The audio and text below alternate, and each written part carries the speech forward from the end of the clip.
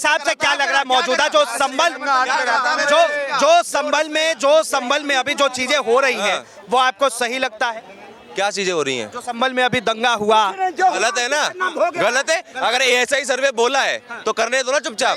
पत्थर कहाँ से ला रहे हो, कट्टे कहाँ से ला रहे हो, और झूठ और फैला रहे हो कि नारे लगे। वो नारे लगे जब वो उस एरिया से बाहर आ गए 11:30 बजे करीब। उस एडवोकेट ने खुद पोस्ट करी अपने इंस्टाग्राम पे वीडियो। ये ऐसे ही करते हैं, कुछ नहीं हो पाएगा।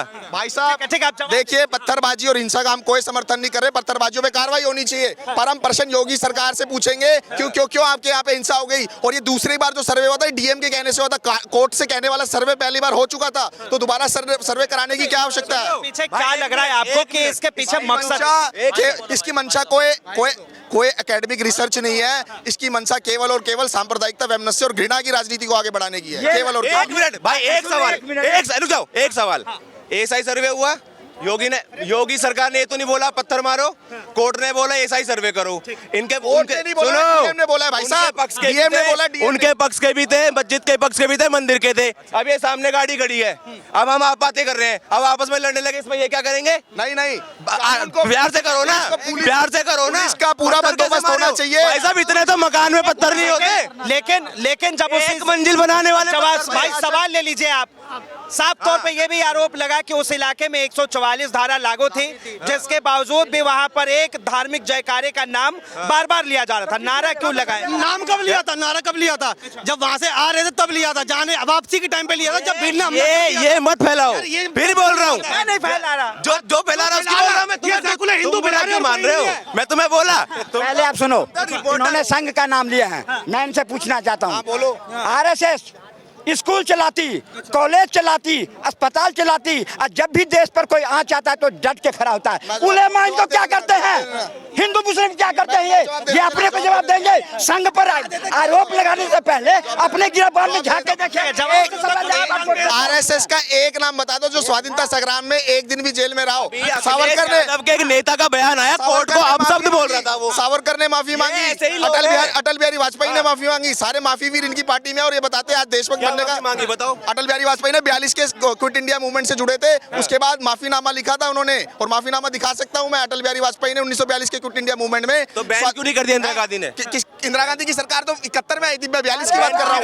बैन तो बाद में कर सकते थे। और सुनिए, 70 साल रही, 14 तक रही, बैन क्यों नहीं करा? हमने नहीं करते।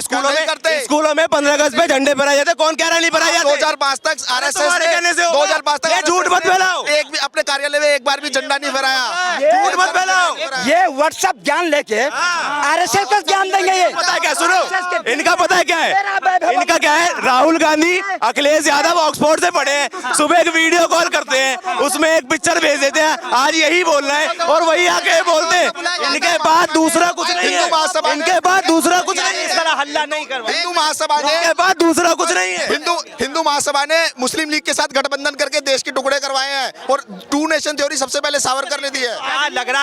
क्या लग रहा है अभी जिस तरह से संभल का माहौल है, इससे जो है किस पार्टी को ज्यादा फायदा पहुंचने वाला है और किस पार्टी का नुकसान? देखिए, यही संभल की हिंसा, मैं तो कानून का पक्ष रख चुका हूं, आपको अयोध्या जजमेंट बताइए, प्लेस ऑफ वर्शिप एक्ट बताया है, और सुनिए मेरी बात, और हम यही कहना चाहते हैं कि भाई हमें जो है मंदिर मस्जिद के विवादों से हटके धर्म मुद्दा आधारित राजनीति हमें करनी है, इसमें हमें नहीं उलझना है। और ये मैं तो स्थानीय कोर्ट के निर्णय पे आपत्ति करता हूँ कि उन्होंने जो है ये निर्णय दिया जो सर्वे का, वो ठीक नहीं था। चलो आपने एक बार सर्वे करा लिया, दूसरी बार डीएम के कहने पे सर्वे, भाई डीएम को क्या आवश्यकता आन पड़ी थी दोबारा सर्वे करने की? हाँ, तो ये प्रश्न है, और पुलिस प्रशासन से ये प्रश्न पूछे जाएंगे, आपने क्यों नहीं पूरे बंदोबस्त और तैयारियां करी, क्यों वहाँ पर हिंसा हो गई? अब अजमेर शरीफ का भी नाम आ रहा है, बार बार नाम आ रहा है। भाई साहब, ऐसे तो बौद्ध धर्म वाले खड़े हो जाएंगे कि हिंदुओं ने हमारे मंदिर तोड़े, हमें अपने मंदिर चाहिए।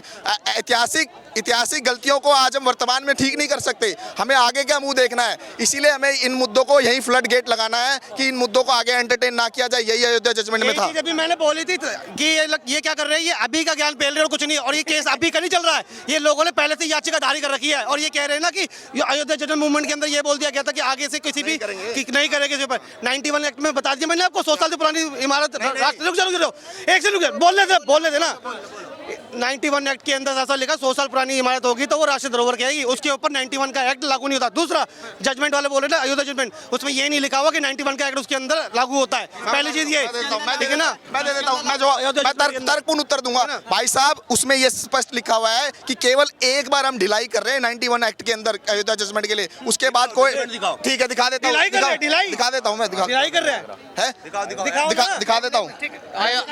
देखो 1990 एक्ट जो है क्या सिर्फ अयोध्या वाली जो बाबरी मस्जिद का हिस्सा था उसको छोड़ के हर जगह लग रहा है, हर जगह लग रहा है, हर जगह किसी ने लगा पड़ा नहीं है।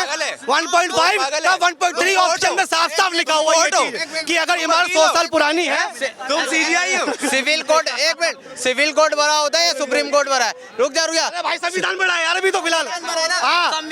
एक्ट हवे में नहीं बन जाता है, एक्ट हवे में बन रहा है क्या? 1991 कोर्ट ने कोई जजमेंट दिया है तो सोच समझ के दिया होगा ना। एएसआई सर्वे बोला है तो सोच समझ के बोला होगा ना। जब ये सीजीआई है, ये सीजीआई है, देखो कोर्ट ने, सिविल कोर्ट ने, ये हेड बेंच है, इनसे मिलो पहले। सिविल कोर्ट ने देश में अभी 5000 पद जो है जजों की खाली है। अच्छा। अभी सरकार उसकी जो है मौजूदा भर्तियां अभी नहीं। वो सुप्रीम कोर्ट में गए थे, अभी वो सुप्रीम कोर्ट में गए थे तो उन्होंने क्या बोला कि हाई कोर्ट में जाओ। उन्होंने ये नहीं बोला ये फैसला ही गलत है, एएसआई सर्वे नहीं होना चाहिए। क्या बोला सीजीआई ने? अगर मतलब सीजीआई से ज्यादा पढ़े लिखे हैं ये और ये, इनके जूम करो, हम तो नहीं बोल रहे हो ना, वो नहीं होना चाहिए, सर्वे नहीं होना चाहिए। कोर्ट को भी गलत सही का फैसला नहीं है, बात जनता की है कि वहाँ की आम जनता को नुकसान। कोर्ट ने ऑर्डर दिया नहीं होना चाहिए, क्यों नहीं होना चाहिए? स्थानीय कोर्ट का ये फैसला है, ये कंटेस्ट होएगा और दोबारा जब ये सुप्रीम कोर्ट या ऊपर अदालतों में जाएगा तो ये खारिज किया जाएगा। इसलिए नहीं होना चाहिए क्योंकि मैंने अयोध्या जजमेंट बताई, 91 एक्ट बताया, मोन्यूमेंट एक्ट बताया, कई और कारण बताए। और ये तो मैं ये भी कह रहा हूँ कि डीवाई चंद्रचूड़ ने भी ये उन्होंने जो फैसला किया था ज्ञानवापी मौसम में, मैं तो उससे भी संतुष्ट नहीं था कि उन्होंने ये फैसला क्यों दिया है। अच्छा, ये ज्ञानवापी हाँ। मैं बता दो रहा हूँ सब देश इनके एक बात बताइए आप, एक मिनट, आप समर्थन में हैं? कोर्ट के हिसाब से नहीं, इनके हिसाब से चलेगा। ये संविधान करते हैं। एक्ट हवे में बन जाता अब जब वकील और जज एक सवाल नहीं, एक सवाल ले लीजिए। संभल में अगर जांच हो जाती है, आपने कहा जांच होना चाहिए, उससे जो है आपको क्या फायदा पहुंचने वाला है? हमें कुछ नहीं, कोर्ट में वो दाखिल आप करा। अपना फायदा बताइए। सर मेरी बात सुनो, कोर्ट में दाखिल करा, तो किसी का भी नहीं, कोर्ट में दाखिल करा, कोर्ट ने फैसला दिया, एएसआई सर्वे हुआ, उसमें ना मुझे प्रॉब्लम होनी चाहिए, इनको होनी चाहिए। अगर हिंदू मंदिर आएगा तो हमारा मस्जिद आएगी तो तुम्हारी बात ही खत्म हो जाएगी। इस मुद्दों को एंटरटेन ही नहीं करना चाहते हैं। जब करोगे तुम जज थोड़ी ना हो। ये कह रहे पहला सर्वे हुआ था 19 नवंबर को, लेकिन पहला सर्वे हुआ था 1879 को।